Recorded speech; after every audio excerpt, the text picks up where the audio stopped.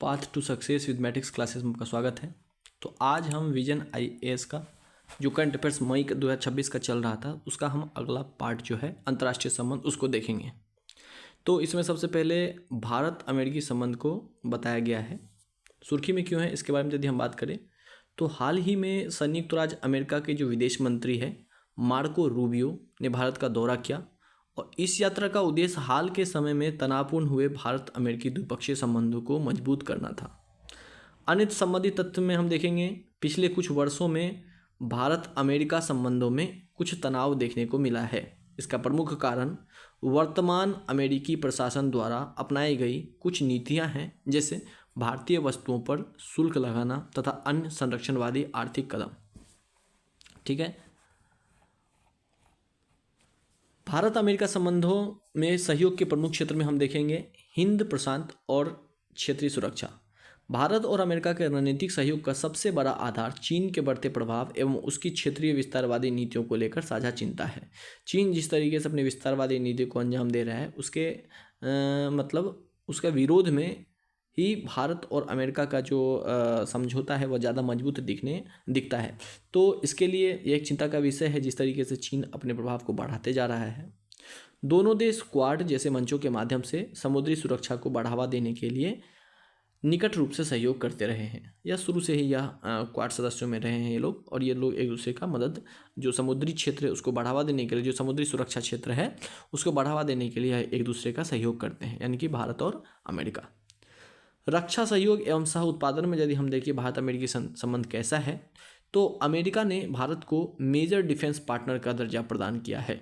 दोनों देशों की रक्षा साझेदारी अब केवल रक्षा उपकरण की खरीद तक सीमित नहीं, बल्कि यह सह विकास एवं सह उत्पादन की दिशा में आगे बढ़ रही है। उदाहरण इंडस एक्स पहल। अमेरिका के साथ हस्ताक्षरित प्रमुख बुनियादी समझौते में लेमुआ, कॉमकासा और बेका शामिल है। कहने का मतलब यह है कि जहाँ तक हम पहले देखते थे कि जो भारत है वह अमेरिका से रक्षा संबंधी सभी हथियार जो महत्वपूर्ण हथियार है वह खरीदते थे। क्योंकि अब संबंध इतने मजबूत हो गए हैं तो यह केवल खरीद तक ही सीमित नहीं रहा, बल्कि उसके साथ साथ सह विकास और सह उत्पादन की दिशा में भी यह आगे बढ़ रही है, यानी कि यह रिश्ता और मजबूत हो रहा है। तो महत्वपूर्ण प्रौद्योगिकी एवं नवाचार में हम देखेंगे कि इन दोनों देशों के बीच कैसा संबंध है। तो दोनों देश ट्रस्ट यानी कि transforming the relationship utilising strategic technology पहल के अंतर्गत रणनीतिक प्रौद्योगिकियों में सहयोग कर रहे हैं। इसके तहत शामिल प्रमुख क्षेत्र कृत्रिम बुद्धिमत्ता, सेमीकंडक्टर, क्वांटम कंप्यूटिंग और दूरसंचार है। मजबूत आपूर्ति श्रृंखला एवं महत्वपूर्ण खनिज। मजबूत आपूर्ति श्रृंखला एवं महत्वपूर्ण खनिज में हम देखेंगे कि भारत और अमेरिका चीन पर निर्भरता कम करने के उद्देश्य से वैश्विक आपूर्ति श्रृंखलाओं का पुनर्गठन कर रहे हैं। दोनों देश क्रिटिकल मिनरल्स फ्रेमवर्क और इंडो पैसिफिक इकोनॉमिक फ्रेमवर्क के माध्यम से महत्वपूर्ण खनिजों एवं सुरक्षित आपूर्ति श्रृंखलाओं पर सहयोग कर रहे हैं। ज़्यादातर विश्व में सब जो ज़्यादातर देश है, विश्व के जो ज़्यादातर देश हैं वह खनिज के माध्यम में, यानी कि जो खनिज आपूर्ति है, जो महत्वपूर्ण खनिज है उसके लिए चीन पर ज़्यादा निर्भर रहे थे। तो उनकी चीन पर निर्भरता को कम करने के लिए भारत और अमेरिका ने इस बात पे ध्यान दिया है। ठीक है, जैसे IPEF और सुरक्षित आपूर्ति श्रृंखला। तो यह दोनों देश जो है एक दूसरे का सहयोग कर रहे हैं ताकि जो चीन पर निर्भरता अन्य देशों की है वह कम हो जाए। ठीक है, स्वच्छ ऊर्जा एवं जलवायु परिवर्तन। दोनों देशों के बीच रणनीतिक स्वच्छ ऊर्जा साझेदारी के अंतर्गत सहयोग जारी है। स्वच्छ ऊर्जा आपूर्ति श्रृंखलाओं के विकास हेतु लगभग $1 बिलियन के बहुपक्षीय वित्तपोषण को आकर्षित करने के लिए एक रोड मैप भी जारी किया गया। अंतरिक्ष सहयोग में हम देखेंगे कि कैसे अमेरिका भारत का सहयोग करता रहा है। भारत और अमेरिका के बीच इसरो एवं नासा के माध्यम से नागरिक अंतरिक्ष सहयोग अत्यंत मजबूत है। उदाहरण के लिए NASA ISRO synthetic aperture radar mission, यह जो अंतरिक्ष मिशन है यह अमेरिका और भारत के संबंधों को मजबूत बनाता है। तो निसार मिशन को आप हमेशा याद रखिएगा। ठीक है, आर्थिक और व्यापारिक साझेदारी। अमेरिका भारत के सबसे बड़े व्यापारिक साझेदारों में से एक है। अमेरिका जो है भारत के सबसे बड़े व्यापारिक साझेदारों में से एक है। ऊर्जा सुरक्षा सुनिश्चित करना। हाल के वर्षों में अमेरिका भारत को लिक्विफाइड नेचुरल गैस LNG की आपूर्ति करने वाला सबसे बड़े देशों में से एक बनकर उभरा है। यानी कि यदि आपसे पूछा जाए कि जो भारत को जो LNG गैस की आपूर्ति करने के क्रम में अमेरिका का क्या स्थान रहा है, तो सबसे ऊपर अमेरिका है। इसके बाद हम देखेंगे कुछ ऊपर दिया गया है, उसको देखते हैं कि भारत अमेरिका संबंध का जो विकास का घटनाक्रम है उसको एक नज़र देखते हैं। तो सबसे पहले 1947 से 1960 के दशक की बात करेंगे, जहाँ जो गुटनिरपेक्षता का दौर कहा जाता है। सीमित आपसी सहयोग और संपर्क, शीत युद्ध के कारण दूरी तथा रणनीतिक अविश्वास। कहने का मतलब क्या है, यह एक क्रम है जैसे जैसे अमेरिका और भारत का जो संबंध में जो विकास है उसके घटनाक्रम को हम एक नज़र में देख रहे हैं। तो सिर्फ इसके मुख्य बिंदु को ही हम देखेंगे, जैसे गुटनिरपेक्षता का दौर, तनावपूर्ण दौर, संबंधों में सुधार की शुरुआत, रणनीतिक सफलता। और रणनीतिक सफलता में एक चीज़ और देखेंगे कि 2008 का जो भारत अमेरिका असैन्य परमाणु समझौता है उसमें हम देखिए बाद में यह चेंज हो गया था। साझेदारी का विस्तार, साझेदारी के विस्तार में देखेंगे जैसे रक्षा सहयोग, सैन्य अभ्यासों एवं रक्षा समझौते, आतंकवाद रोधी सहयोग, व्यापार एवं निवेश संबंधों में प्रवृद्धि। फिर रणनीतिक समन्वय में देखेंगे हिंद प्रशांत क्षेत्र पर विशेष ध्यान, जैसा कि मैंने बताया कि चीन के बढ़ते प्रभाव को रोकना है। क्वाड का पुनरुत्थान, चीन के बढ़ते प्रभाव को लेकर साझा चिंताएं।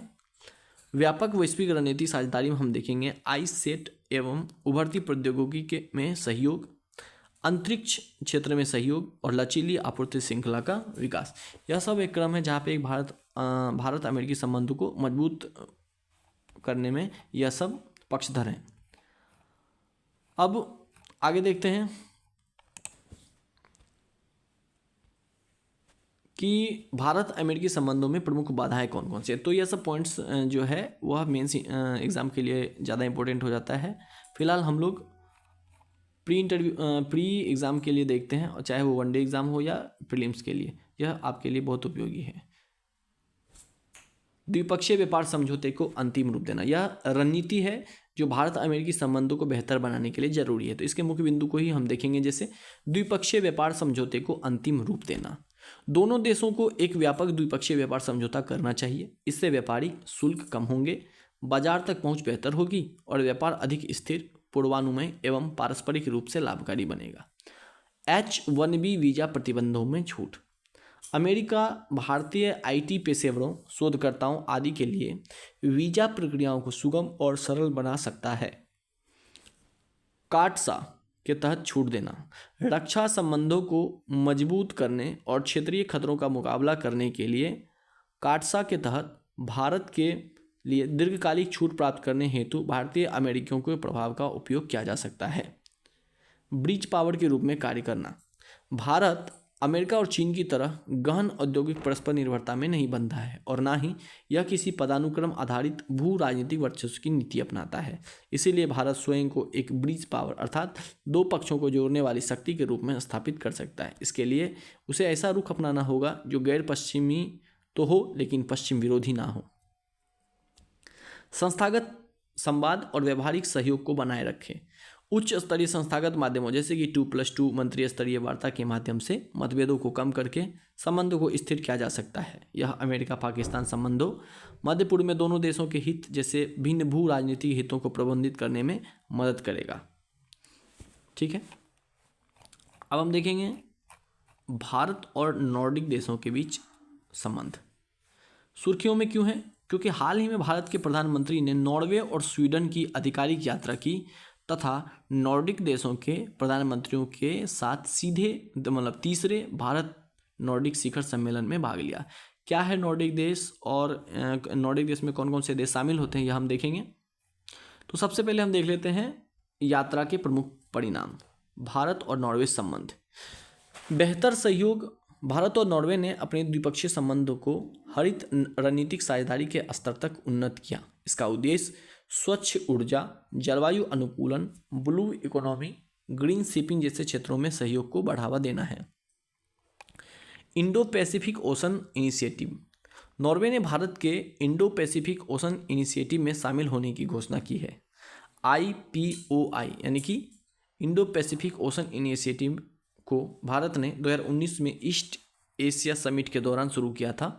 यह क्षेत्र में सभी के लिए सुरक्षा और विकास पहल पर आधारित है। फिर देखेंगे भारत नॉर्वे डिजिटल विकास साझेदारी। इसके तहत सार्वजनिक डिजिटल संसाधनों आदि पर सहयोग के लिए एक ढांचा तैयार किया गया है। पुरस्कार, तो भारत के प्रधानमंत्री को नॉर्वे के राजा हेराल्ड 5 द्वारा grand cross of the royal Norwegian order of merit से सम्मानित किया गया है। यह ध्यान दीजिएगा कि जो नॉर्वे जो प्रधानमंत्री नरेंद्र मोदी गए थे तो उनको वहाँ से एक वहाँ के जो राजा थे हेराल्ड 5, उनके द्वारा एक पुरस्कार दिया गया। इन पुरस्कार को मतलब नाम याद रखिएगा, क्या नाम था, तो grand cross of the royal Norwegian order of merit. ठीक है, तो हमने देख लिया भारत और नॉर्वे के बीच कैसा संबंध है और अब क्या क्या होने वाला। तो सर इसमें 2-3 बिंदुएं थी जो बहुत इंपॉर्टेंट थी, जैसे ब्लू इकोनॉमी, जलवायु अनुकूलन के क्षेत्र में जो है नॉर्वे भारत का सहयोग करेगा, और जो IPOI है उसमें शामिल होने की घोषणा उन्होंने की है। IPOI का मतलब है इंडो पैसिफिक ओशन इनिशिएटिव, जो भारत द्वारा 2019 में शुरू किया गया था। नॉर्वे इसमें शामिल होने की घोषणा की बात करता है। ठीक है, पुरस्कार भी आपने देख लिया कि हेराल्ड 5 द्वारा प्रधानमंत्री मोदी को दिया गया था। अब हम देखेंगे भारत और स्वीडन। तो नॉर्डिक देश में यह देश आते हैं, स्वीडन। तो नॉर्वे हमने देख लिया, अब हम स्वीडन की बात करते हैं।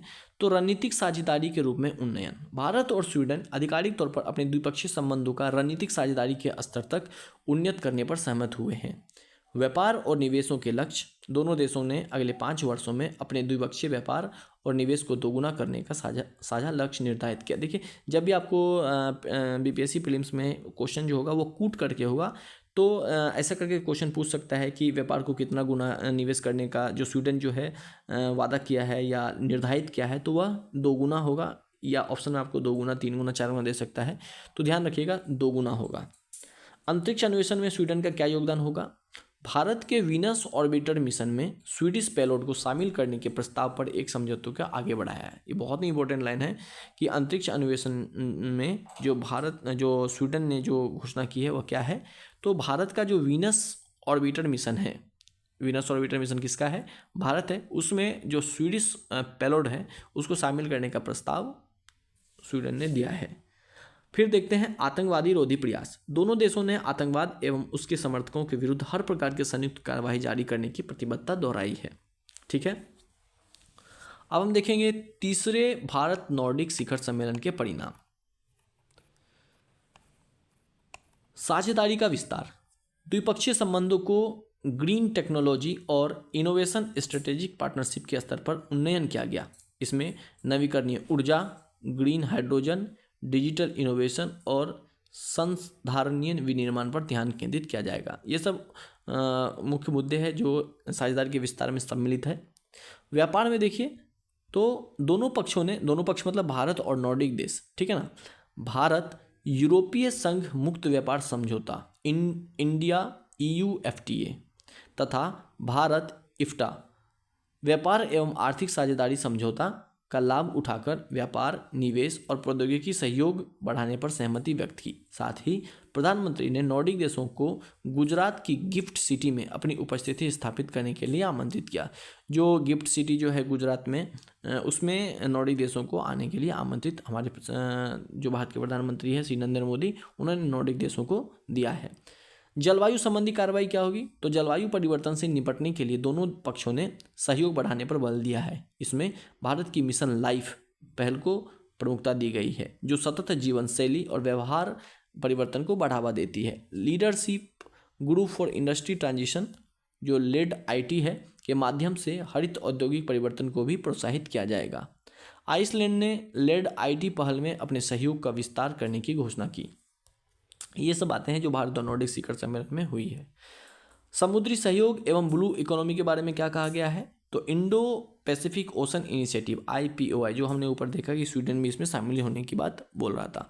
भारत के समुद्री विजन महासागर, जो समुद्री विजन जो है भारत का कि समुद्र के विकास के लिए भारत का क्या प्रोग्राम है, तो वो विजन है आपका महासागर के माध्यम से सहयोग को मजबूत किया।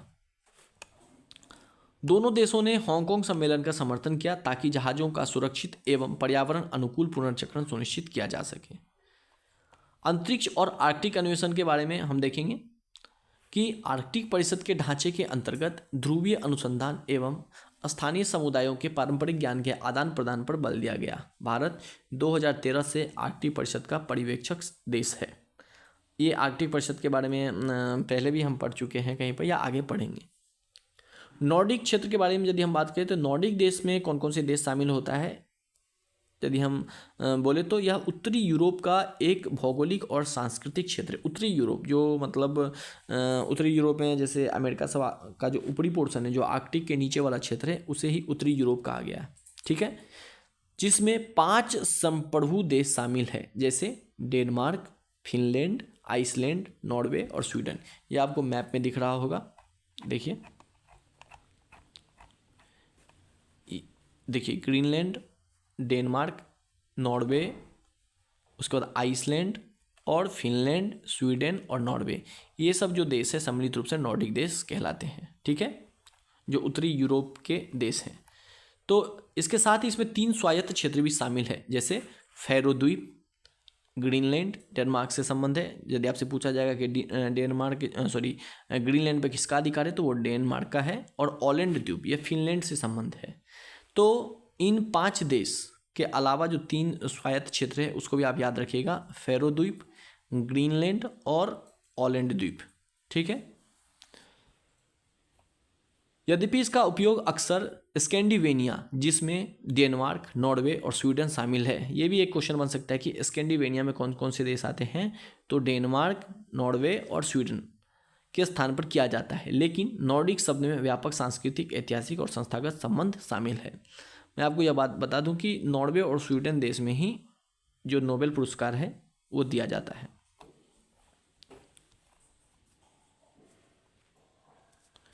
समुद्री सीमाएं, यह क्षेत्र उत्तर में आर्कटिक महासागर, पश्चिम में उत्तरी अटलांटिक तथा नॉर्वेजियन सागर तथा दक्षिण तथा पूर्व में बाल्टिक सागर और बोथनिया की खाड़ी से घिरा हुआ है। नॉर्डिक काउंसिल 1952 हेलसिंकी संधि द्वारा स्थापित किया गया था। इसमें नॉर्डिक काउंसिल इस क्षेत्र में विधि निर्माता के बीच सहयोग को सुगम बनाने वाली आधिकारिक संस्था है। तो यदि आपसे पूछा जाएगा कि नॉर्डिक काउंसिल की स्थापना कब हुई थी, तो 1952 हेलसिंकी की संधि द्वारा। भारतीय नीति क्या है, तो यह भारत की आर्कटिक नीति पर आधारित है, जिसका शीर्षक है भारत और आर्कटिक संधारणीय विकास के लिए साझेदारी का निर्माण।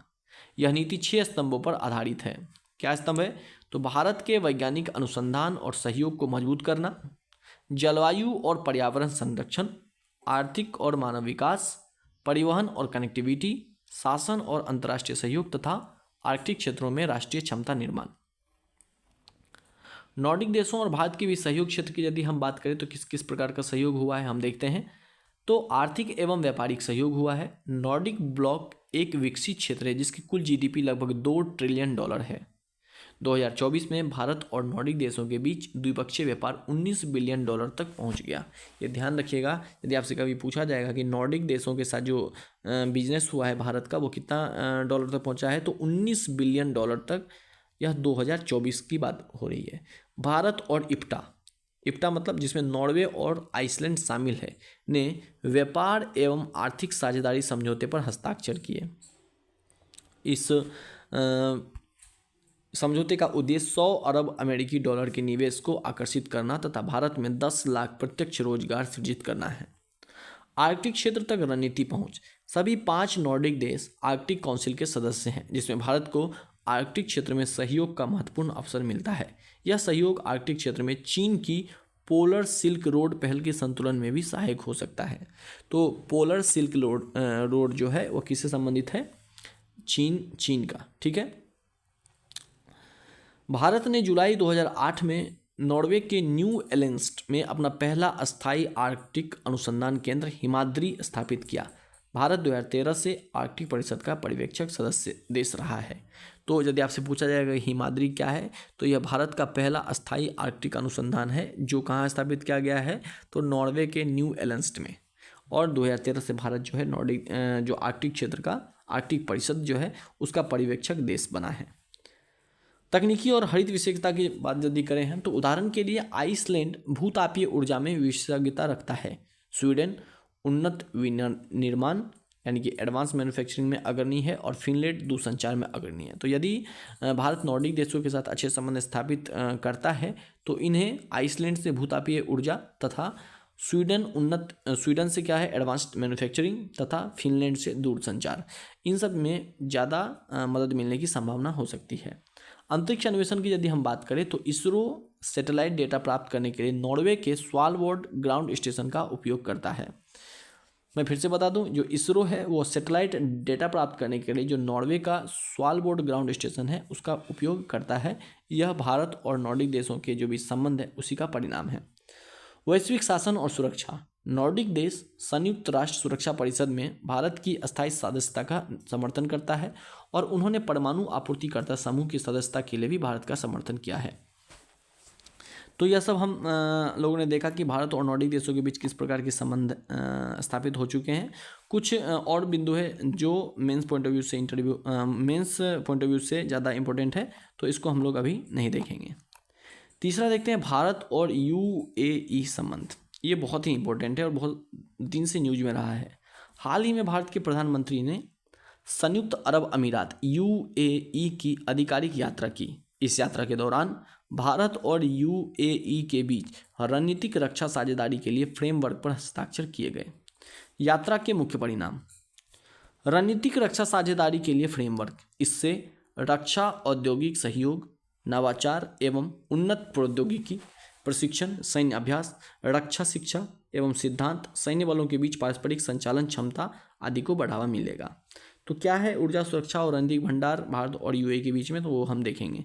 रणनीतिक पेट्रोलियम भंडार का विस्तार, भारत के एसपीआर में यूएई की भागीदारी को 30 मिलियन बैरल तक बढ़ाने के लिए एक एमओयू पर हस्ताक्षर किए गए। यह वर्तमान क्षमता की तुलना में लगभग 5 गुना वृद्धि है।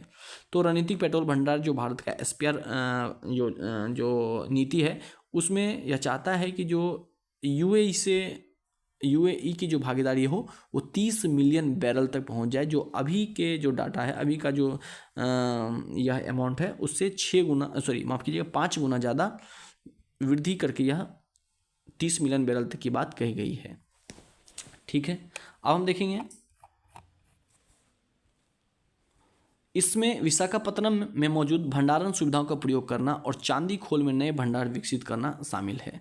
तो यदि आपसे पूछा जाएगा कि विशाखापत्तनम में जो भंडारण सुविधा है और चांदी पोल जो उड़ीसा में है इसमें नए भंडार विकसित किए जाएंगे, यह रणनीतिक भंडार एसपीआर के जो नीति है भारत का उसके अंतर्गत यह आता है। फुजेराह भंडारण सुविधा और गैस भंडार, इस समझौते के तहत यूएई के फुजेराह बंदरगाह पर भारत के लिए सामरिक कच्चे तेल का भंडारण स्थापित करने की संभावनाओं पर सहमति व्यक्त की गई है। साथ ही भारत के भीतर रणनीतिक गैस भंडार विकसित करने पर विचार किया गया है। होर्मुज जल संधि, प्रधानमंत्री ने होर्मुज जल संधि के माध्यम से सुरक्षित एवं निर्बाध समुद्री आवागमन सुनिश्चित करने के पक्ष में भारत की स्पष्टता प्रतिबद्धता दोहराई। यह मार्ग भारत की ऊर्जा एवं खाद्य सुरक्षा के लिए अत्यंत महत्वपूर्ण है। निवेश, नेताओं ने यूएई के संस्थाओं की ओर से 5 बिलियन अमेरिकी डॉलर के निवेश की घोषणा का स्वागत किया। तो कितना अमेरिकी डॉलर है, तो 5 बिलियन अमेरिकी dollar. Vadinar ship repair cluster, Cochin shipyard limited और दुबई की ड्राईडॉक्स वर्ल्ड के बीच एक एमओयू पर हस्ताक्षर किए गए। इसके तहत गुजरात के वाडिनार में जहाज मरम्मत एवं ऑफशोर निर्माण का एक प्रमुख क्लस्टर विकसित किया जाएगा। यह परियोजना भारत की समुद्री विकास निधि योजना के अंतर्गत स्थापित की जाएगी। सुपर कंप्यूटिंग क्लस्टर, भारत के सीडैक और यूएई की G42 कंपनी ने 8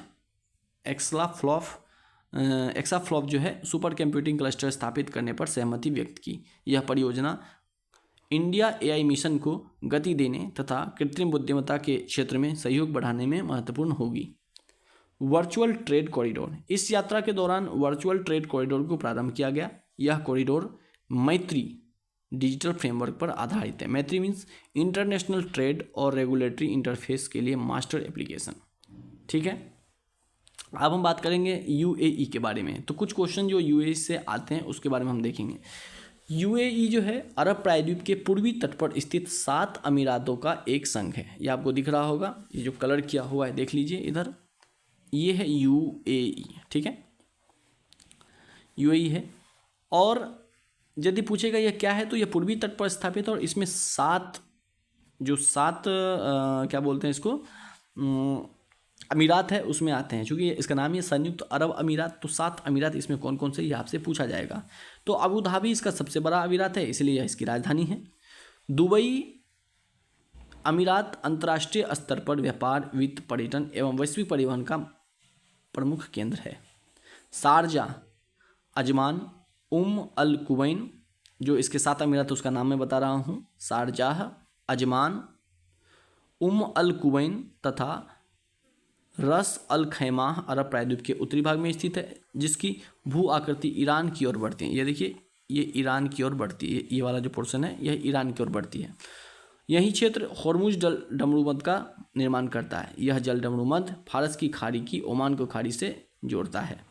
इस संघ का 7वां सदस्य फुजेराह, जिसे अल फुजेराह भी कहते हैं, ओमान की खाड़ी के तट पर स्थित है। ये रहा ओमान की खाड़ी, इसके तट पर स्थित है। ये सब जो दिख रहा होगा ये है आपका फुजेराह, अल फुजेराह भी इसे कहा जाता है। और यह संघ का एकमात्र ऐसा सदस्य है जिसकी सीमा फारस की खाड़ी से नहीं लगती, फारस की खाड़ी से नहीं लगती, यानी कि ये इस तरफ है। ठीक है, तो 7 हो गया। देखिए, 1 शारजाह, 2 अजमाह, 1 अबू धाबी, 3, 1 अल कुवैन, 4 रस अल खैमा, 5, ये 5 हो गया इसे, और दुबई 6 हो गया, और 7वां हो गया फुजेराह। याद रखिएगा, ठीक है, शारजाह, अजमान, फुजेराह और अबू धाबी, ठीक है, और दुबई, और ये 2 छोटा नाम है कुवैन और खैमा करके आप याद कर लीजिएगा। कर्क रेखा यूएई के अबू धाबी अमीरात से होकर गुजरती है। जो इसकी राजधानी है अबू धाबी, उससे यह कर्क रेखा जो है निकलती है। ठीक है, अब भारत के लिए संयुक्त अरब अमीरात क्यों महत्वपूर्ण है देखते हैं। तो अर्थव्यवस्था और व्यापार के दृष्टिकोण से यदि हम देखें तो भारत और यूएई ने वर्ष 2022 में मात्र 90 दिनों के रिकॉर्ड समय में व्यापक आर्थिक साझेदारी समझौता संपन्न किया, जिससे द्विपक्षीय व्यापार को अत्यधिक बढ़ावा मिला।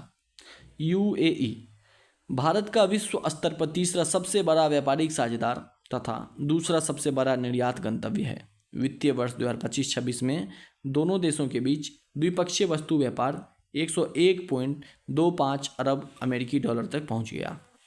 ठीक है, मैं फिर से बता दूं कि भारत और यूएई ने वर्ष 2022 में मात्र 90 दिनों के रिकॉर्ड समय में जो इसका सीपा संपन्न किया है, उसमें द्विपक्षीय व्यापार को ज़्यादा से ज़्यादा बढ़ावा मिला है। यूएई भारत का विश्व स्तर पर तीसरा सबसे बड़ा व्यापारिक साझेदार है। यह मोस्ट इंपॉर्टेंट क्वेश्चन बनेगा, जब भी आप एमसीक्यू मारेंगे तो यह क्वेश्चन बनने का संभावना ज़्यादा है। तो यूएई क्या है, सबसे बड़ा तीसरा सबसे ज़्यादा व्यापारिक साझेदारी है। ठीक है, वित्तीय वर्ष 2025-26 में दोनों देशों के बीच द्विपक्षीय वस्तु व्यापार कितना हो गया, 101.25 अरब अमेरिकी डॉलर। निवेश का प्रमुख स्रोत क्या है, तो अरब देशों से भारत में आने वाले कुल निवेश का लगभग 81% हिस्सा अकेले यूएई से आता है। अरब देश से जो भारत जितने भी जो आयात होता है, जो निवेश है, उसमें से 81% जो है सिर्फ यूएई से आता है। यह भारत में निवेश करने वाला 7वां सबसे बड़ा विदेशी निवेशक है। ठीक है, व्यापारिक साझेदारी में तीसरा और विदेशी निवेश में सबसे ज़्यादा 7वां है। प्रवासी भारतीय यूएई में 35 से 40 लाख भारतीय रहते हैं, जो देश का सबसे बड़ा प्रवासी समूह है। यह यूएई के कुल आबादी का लगभग 35% हिस्सा है। ठीक है, तो यह अमेरिका के बाद दूसरा ऐसा देश है जहाँ पे भारतीय प्रवासी रहते हैं। तो यदि मैं रैंक की बात करूँ तो पहला आपका यूएसए है, दूसरा यूएई है, तीसरा मलेशिया हो जाएगा। ठीक है, ऊर्जा सुरक्षा की यदि हम बात करें तो यूएई भारत के लिए कच्चे तेल का चौथा सबसे बड़ा स्रोत है। रैंकिंग देखिए, रैंकिंग बहुत इंपॉर्टेंट है। व्यापारिक साझेदारी में तीसरा, निवेशक में 8वां, और प्रवासी समूह में दूसरा, और कच्चे तेल के निर्यातक में चौथा। एलएनजी का तीसरा, कच्चे तेल का चौथा, एलएनजी का तीसरा, और एलपीजी का सबसे बड़ा आपूर्तिकर्ता है। साथ ही यह भारत के लिए तैयार पेट्रोलियम उत्पादों के लिए दूसरा सबसे बड़ा निर्यात गंतव्य है। यूएई भारत के सामरिक पेट्रोलियम भंडार कार्यक्रम में भाग लेने वाला एकमात्र विदेशी देश है। जो भारत का जो एसपीआर कार्यक्रम है, उसमें यूएई एकमात्र विदेशी देश है जो इसमें भाग ले रहा है। ठीक है, रुपये का अंतर्राष्ट्रीयकरण, दोनों देशों ने स्थानीय मुद्रा निपटान प्रणाली स्थापित किया है। इसके अंतर्गत सीमा पार व्यापार एवं भुगतान सीधे भारतीय रुपये और यूएई दिरहम में किए जा सकते हैं। तो भारत का जो मुद्रा है वह तो आपको पता ही होगा रुपया है, लेकिन यूएई का ध्यान रखिएगा दिरहम है।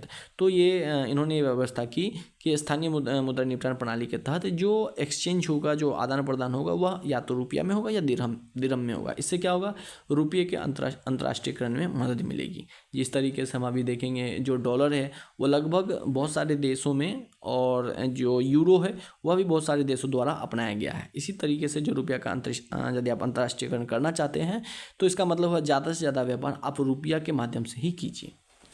फिनटेक सहयोग, इसके अंतर्गत भारत की यूपीआई को यूएई और आनी भुगतान प्रणाली से जोड़ा गया है तथा भारत के रुपे कार्ड को यूएई के जाइवान कार्ड नेटवर्क से इंटरलिंक किया गया है। ठीक है, कहने का मतलब ये हुआ कि रुपए का अंतर्राष्ट्रीय करने के क्रम में यह बात भी आप ध्यान दीजिएगा कि जो फिनटेक सहयोग है, फिनटेक मतलब जो फाइनेंशियल और टेक्निकल रिलेटेड, जो फाइनेंस रिलेटेड जो टेक्नोलॉजी है उसे बोला जाता है फिनटेक सहयोग। तो इसमें भी इन लोगों ने एक दूसरे का सपोर्ट किया है। जैसे यूपीआई और आनी, यानी कि भारत का यूपीआई और यूएई का आनी जो भुगतान प्रणाली है, दोनों एक दूसरे से जुड़ गए हैं। साथ ही जो रुपए कार्ड की बात करें वह यूएई का जो जाइवान कार्ड है उससे इंटरलिंक हो गया है। अब हम देखेंगे कि पश्चिम एशिया का प्रवेश द्वार भी एक तरीके से यूएई, भारत के लिए यूएई जो है खाड़ी और व्यापक पश्चिमी एशियाई क्षेत्र में सबसे महत्वपूर्ण रणनीतिक प्रवेश द्वार के रूप में भी कार्य करता है। I2U2 समूह तथा भारत I2U2 मतलब IIUU समूह तथा भारत मध्य पूर्व यूरोप आर्थिक गलियारा इस बात का उदाहरण है कि दोनों देश आर्थिक, तकनीकी एवं संपर्क आधारित क्षेत्रीय व्यवस्था के निर्माण में सहयोग कर रहे हैं। ठीक है, यूएई जो है भारत के लिए कितना महत्वपूर्ण है, यह यदि आप देखेंगे तो इसमें भी बहुत सारे पॉइंट है जो मेंस के लिए ज़्यादा इंपॉर्टेंट हो जाता है। प्रीलिम्स के लिए हम इसको नहीं देखेंगे। ठीक है, जितना प्रीलिम्स के लिए था वो हम लोगों ने देख लिया है। अब हम एक लास्ट पॉइंट देखेंगे, मतलब माफ़ कीजिएगा, अब हम जो एक टॉपिक देखेंगे भारत और इटली संबंध। यह भी इंपॉर्टेंट होता है। ये आपको मैप में दिख रहा होगा, ये है आपका इटली। ठीक है, ये जो दिख रहा होगा ये है आपका इटली। बोल रहा है हाल ही में भारत के प्रधानमंत्री ने इटली की आधिकारिक यात्रा की। इस यात्रा के दौरान भारत और इटली ने अपने द्विपक्षीय संबंधों को रणनीतिक साझेदारी से उन्नत करके विशेष रणनीतिक साझेदारी का दर्जा दिया। यात्रा के मुख्य परिणाम, आर्थिक और व्यापारिक लक्ष्य, भारत और इटली ने वर्ष 2029 तक द्विपक्षीय व्यापार को 20 बिलियन यूरो तक पहुंचाने का लक्ष्य निर्धारित किया। ये याद रखिएगा, 2029 तक कितना पहुंचाने का लक्ष्य रखा है, तो 20 बिलियन यूरोज। रक्षा और सुरक्षा, दोनों देशों ने रक्षा प्लेटफॉर्म के तकनीकी सहयोग, सह डिजाइन, सह विकास और सह उत्पादन को बढ़ावा देने के लिए भारत इटली रक्षा औद्योगिकी रोडमैप और संयुक्त आशय योजना को अपनाया है। ठीक है, सुरक्षा सहयोग बढ़ाने के लिए इटली की गार्डिया डी फिनांजा और भारत के प्रवर्तन निर्देशालय के बीच एक समझौता ज्ञापन पर हस्ताक्षर किया है। यदि आपसे पूछा जिस तरीके से हमारा प्रवर्तन निर्देशालय यानी कि ईडी है, उसी तरीके से जो इटली है उसका क्या है, तो गार्डिया डी फिनांजा, इन दोनों के बीच एक एमओयू पर हस्ताक्षर हुआ है। अब हम देखेंगे प्रौद्योगिकी एवं नवाचार में इनोविट इंडिया के गठन की घोषणा की गई। इनोविट इंडिया, यह कृत्रिम बुद्धिमत्ता, क्वांटम कंप्यूटिंग और सेमीकंडक्टर जैसे क्षेत्रों में स्टार्टअप को आगे बढ़ाने एवं संयुक्त अनुसंधान में मदद करेगा। अब अवसंरचना और कनेक्टिविटी का यदि हम बात करेंगे तो दोनों देशों ने भारत मध्य पूर्व यूरोप आर्थिक गलियारे को आगे बढ़ाने की अपनी प्रतिबद्धता दोहराई और समुद्री परिवहन तथा बंदरगाहों पर सहयोग के लिए एक समझौता ज्ञापन पर हस्ताक्षर किया। 2023 में घोषित IMEC का उद्देश्य एक एकीकृत रेल और शिपिंग कॉरिडोर के माध्यम से भारत, मध्य पूर्व और यूरोप को जोड़ना है। प्रवासन एवं स्वास्थ्य की यदि हम बात करें तो भारत से इटली तक नर्सों की आवाजाही को आसान बनाने के लिए आशय योजना पर हस्ताक्षर किए गए हैं। इटली कॉल्स इंडिया कार्यक्रम, इटली कॉल्स इंडिया कार्यक्रम की यदि हम बात करें तो Italy calls India university enterprise talent bridge कार्यक्रम की शुरुआत की गई है। इसका उद्देश्य इटली के विश्वविद्यालयों में अध्ययनरत भारतीय छात्रों को इटली के उद्योगों एवं कंपनियों से जोड़कर रोजगार के अवसर उपलब्ध कराना है। संस्कृति और पर्यटन, लोगों के बीच आपसी संबंधों को और मजबूत करने के लिए नेताओं ने घोषणा की कि 2027 को भारत और इटली के बीच संस्कृति और पर्यटन वर्ष के रूप में मनाया जाएगा। बहुत इंपॉर्टेंट लाइन है कि 2027 को भारत और इटली के बीच कौन सा वर्ष मनाया जाएगा, तो संस्कृति और पर्यटन वर्ष मनाया जाएगा 2027 को, ध्यान रखिएगा। इटली ने गुजरात के लोथल में राष्ट्रीय समुद्री विरासत परिसर के विकास में भाग लेने के लिए एक समझौता ज्ञापन पर हस्ताक्षर किया। कृषि और पारंपरिक चिकित्सा, कृषि और पारंपरिक चिकित्सा में सहयोग के लिए समझौतों पर हस्ताक्षर किए गए। इसमें अखिल भारतीय आयुर्वेद संस्थान और आयुर्वेदिक पॉइंट SRL मिलान के बीच एक समझौता ज्ञापन भी हस्ताक्षर किया गया है। भारतीय प्रधानमंत्री ने रोम में संयुक्त राष्ट्र के खाद्य और कृषि संगठन जो FAO का मुख्यालय है उसका दौरा भी किया। इस अवसर पर उन्हें वैश्विक खाद्य सुरक्षा और सतत कृषि के नेतृत्व के लिए एग्रीकोला पुरस्कार से सम्मानित किया। फिर से यह इंपॉर्टेंट पॉइंट हो गया कि एग्रीकोला पुरस्कार किसे दिया गया है, तो श्री नरेंद्र मोदी को। कहाँ कौन सा देश दिया गया, तो इटली द्वारा दिया गया। क्यों दिया गया था, तो क्योंकि यह जो किसके लिए दिया गया है, तो खाद्य सुरक्षा और सतत कृषि के नेतृत्व के लिए इन्हें एग्रीकोला पुरस्कार दिया गया है। रोड में दोनों नेताओं ने नवंबर 2024 में रियो डी जेनेरियो के दौरान अपनाए गए संयुक्त रणनीति कार्य योजना 2025-29 के विभिन्न क्षेत्रों में हुई प्रगति की सराहना की है।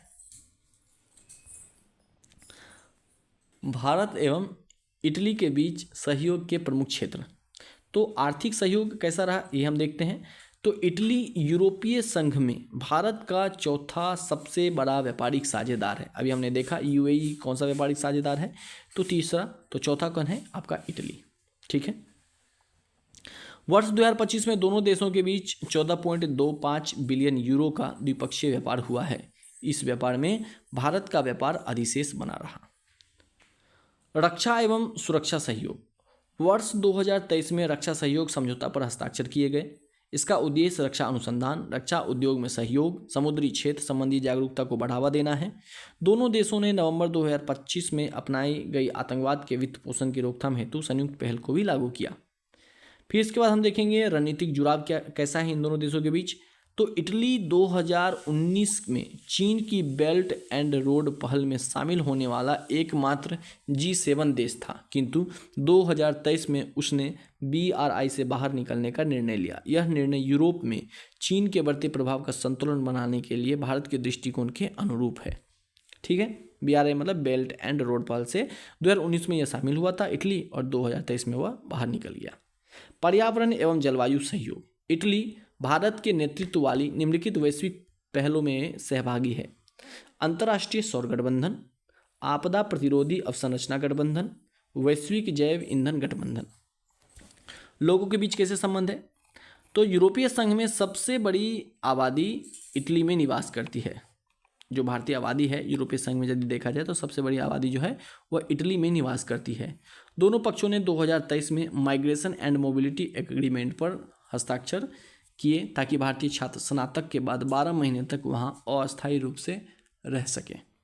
अन्य क्षेत्र, संयुक्त राष्ट्र में सुधार एवं मुक्त, खुले, शांतिपूर्ण और समृद्ध हिंद प्रशांत क्षेत्र के लिए साझा प्रतिबद्धता, वैज्ञानिक सहयोग के लिए 2025 से 27 के कार्यकारी कार्यक्रम पर आधारित वैज्ञानिक सहयोग आदि।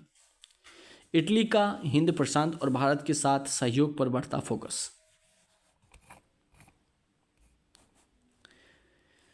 नीति में परिवर्तन, वर्ष 2021 से 24 के बीच इटली ने हिंद प्रशांत क्षेत्र में अपनी सुरक्षा एवं रणनीतिक भागीदारी में उल्लेखनीय विस्तार किया है।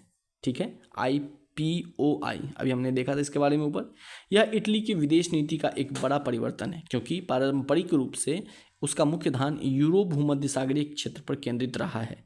इटली अब हिंद प्रशांत क्षेत्र को अपने विस्तारित भूमध्य सागर अथवा वैश्विक भूमध्य सागर की अवधारणा का विस्तार मानता है। इटली की हिंद प्रशांत रणनीति के प्रमुख प्रेरक, ये प्रेरक कौन कौन से हैं, तो अमेरिका का बढ़ता द्विपक्षीय एवं बहुपक्षीय रणनीतिक दबाव, वैश्विक स्तर पर राष्ट्रीय प्रतिष्ठा को बढ़ाने की आकांक्षा, इटली के रक्षा उद्योग के आर्थिक एवं रणनीतिक हित जो हैं यह उसके प्रमुख प्रेरक के रूप में उद्धृत है। इसके अलावा हम देखेंगे साझा रणनीतिक दृष्टिकोण, तो भारत और इटली स्वतंत्र, खुला, शांतिपूर्ण एवं समृद्ध हिंद प्रशांत क्षेत्र के प्रति समान प्रतिबद्धता रखते हैं। दोनों देश अंतर्राष्ट्रीय कानून तथा संयुक्त राष्ट्र समुद्री कानून अभिसमय के आधार पर नियम आधारित वैश्विक व्यवस्था का समर्थन करते हैं। इंडो पैसिफिक ओशन इनिशिएटिव की यदि हम बात करें तो इटली भारत के नेतृत्व वाली IPOI बहुपक्षीय पहल में भी शामिल हो गया है। ग्लोबल कनेक्टिविटी कैसा है इन दोनों देशों के बीच, तो भारत और आईमेक मध्य पूर्व यूरोप आर्थिक गलियारा, यानी कि भारत मध्य पूर्व यूरोप आर्थिक गलियारा आईमेक जो है इटली की वैश्विक भूमध्य सागर अवधारणा और भारत के बीच एक महत्वपूर्ण भौतिक संपर्क स्थापित करता है। फिर और भी मुद्दे हैं जो आपका मतलब इम्पोर्टेंट है, मगर यह मेंस के लिए ज़्यादा इम्पोर्टेंट होता है, वो हम अभी नहीं देखेंगे। परमाणु शासन, परमाणु शासन हाल ही में परमाणु अप्रसार संधि NPT के पक्षकार देशों का 11वां समीक्षा सम्मेलन सर्वसम्मत परिणाम दस्तावेज के बिना समाप्त हो गया। ऐसा इसलिए क्योंकि तेहरान के परमाणु कार्यक्रम को लेकर अमेरिका और ईरान के बीच मतभेद बने हुए हैं। अन्य संबंधित तथ्य, यह लगातार तीसरी बार है कि समीक्षा सम्मेलन में किसी समझौते पर सहमति नहीं बन पाई है। इसके कारण वैश्विक परमाणु अप्रसार और निरस्त्रीकरण की आधारशिला मानी जाने वाली यह संधि अभी भी प्रभावी तो है, किंतु इसकी वैधता और विश्वसनीयता धीरे धीरे कमजोर होती जा रही है। इससे पूर्व 2022 में आयोजित संधि की समीक्षा बैठक में रूस ने अंतिम दस्तावेज पर सहमति नहीं बनने दी। इसका कारण यूक्रेन पर उसके आक्रमण तथा यूरोप के सबसे बड़े जापोरिज्जिया परमाणु ऊर्जा संयंत्र पर मॉस्को के कब्जे से संबंधित उल्लेखों पर उत्पन्न विवाद था। इस कारण से 2022 में भी इस पर कोई फैसला नहीं बन पाया और इस बार भी फैसला नहीं बन पाया। अब देखते हैं वैश्विक परमाणु शासन व्यवस्था से जुड़े कुछ संधियां और कुछ समझौते। तो सबसे पहले हम देखेंगे अंतर्राष्ट्रीय परमाणु ऊर्जा एजेंसी 1957। यह सुरक्षित एवं शांतिपूर्ण परमाणु प्रौद्योगिकी को बढ़ावा देने वाली प्रमुख वैश्विक परमाणु प्रशासन संस्था है। भारत ने वर्ष 2009 में IAEA के सुरक्षा उपाय समझौते के अतिरिक्त प्रोटोकॉल पर हस्ताक्षर किए। वर्ष 2014 में IAEA के अतिरिक्त प्रोटोकॉल का अनुसमर्थन करने के बाद भारत की असैन्य परमाणु सुविधाएं IAEA के सुरक्षा उपायों के अंतर्गत आ गई। फिर देखेंगे बाह्य अंतरिक्ष संधि, ठीक है, या और भी चीज़ें हैं जो हम लोगों के लिए इम्पोर्टेंट नहीं है, तो हम देखेंगे। फिर भी एक बार हम इसको रीड कर देते हैं। बाह्य अंतरिक्ष संधि OST, यह संधि पृथ्वी की कक्षा, खगोलीय पिंडों तथा बाह्य अंतरिक्ष में परमाणु हथियारों की तैनाती पर प्रतिबंध लगाती है। भारत OST का सदस्य है। कहने का मतलब यह है कि बाह्य अंतरिक्ष में आप परमाणु हथियार को नहीं लगा सकते, तो यही OST है और भारत OST का भी सदस्य है। परमाणु हथियार और प्रसार की संधि, यह संधि वर्ष 1970 में लागू की गई। इसका उद्देश्य परमाणु हथियारों के प्रसार को रोकना, परमाणु निरस्त्रीकरण को बढ़ावा देना और परमाणु ऊर्जा के शांतिपूर्ण उपयोग को प्रोत्साहित करना है। भारत NPT को पक्षपातपूर्ण व्यवस्था मानता है क्योंकि इसने विश्व को परमाणु हथियार संपन्न देशों और परमाणु हथियार विहीन देशों में विभाजित कर दिया। समुद्र तल संधि 1971, यह संधि तटीय क्षेत्रों में से 12 समुद्री मूल की सीमा से परे समुद्री तल पर परमाणु हथियारों तथा अन्य व्यापक विनाश के हथियारों की तैनाती पर प्रतिबंध लगाती है। जो 12 समुद्री मील जो देश की सीमा के अंतर्गत आता है, तो उसके बाउंड्री पर आप परमाणु हथियार नहीं लगा सकते। यह समुद्री तल संधि 1971 के अंतर्गत बात की गई है। फिर है निरस्त्रीकरण सम्मेलन, और भी बहुत सारे सम्मेलन हैं जो हमारे प्रीलिम्स के लिए इम्पोर्टेंट नहीं है, ठीक है।